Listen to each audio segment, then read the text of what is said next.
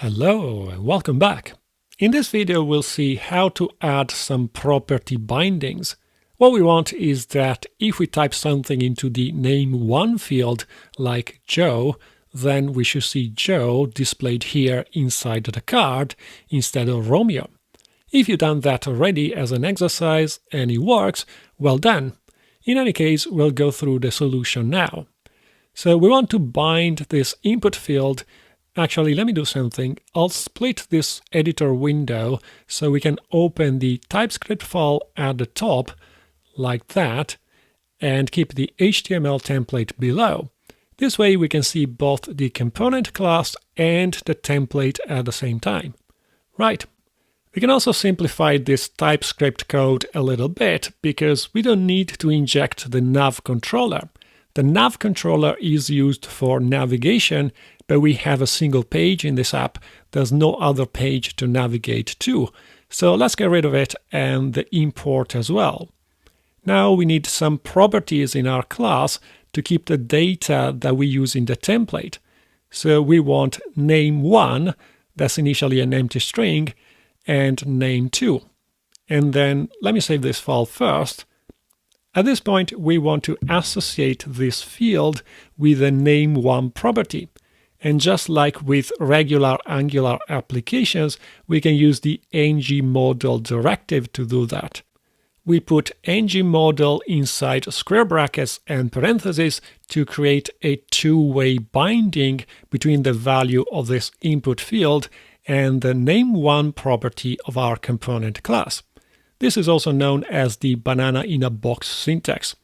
Then we can do exactly the same thing for the other input, except this one will be bound to the name2 property. So now, instead of Romeo and Juliet, we can display the value of the name1 property. We use double curly braces to denote an expression that will be interpolated. Then we can write and name2 in double curly braces. If we save this, now when we type something like Juliet, this is reflected in what's displayed inside the card, and if we type Romeo in the second field, the card shows Juliet and Romeo.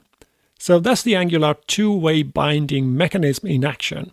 When we change the field value, that updates the property bound to that field, and the new value is reflected in the interpolated expression.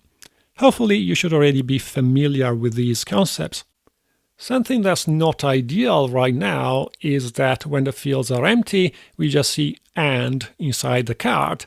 That's not a very good user experience. It's not clear what and on its own means there. As a quick fix, we could say if name1 is empty, then display some question marks, for example. If name1 is an empty string, that's a falsy value in JavaScript, so we can write name1 or a string with 3 question marks. And same thing for name2. Right, so now we see question marks and question marks. That at least gives the idea that the names are not known yet. When we do enter some values, like again Romeo and Juliet, those values replace the question marks. Good. Now the last bit of functionality we need is to actually calculate this score, where at the moment we always display 99%. We'll see how to do that in the next video, but if you want to, you can start thinking about how we could implement a simple algorithm that, given two names, returns a number, and this number should be between 0 and 100 because we show it as a percentage. I'll see you later.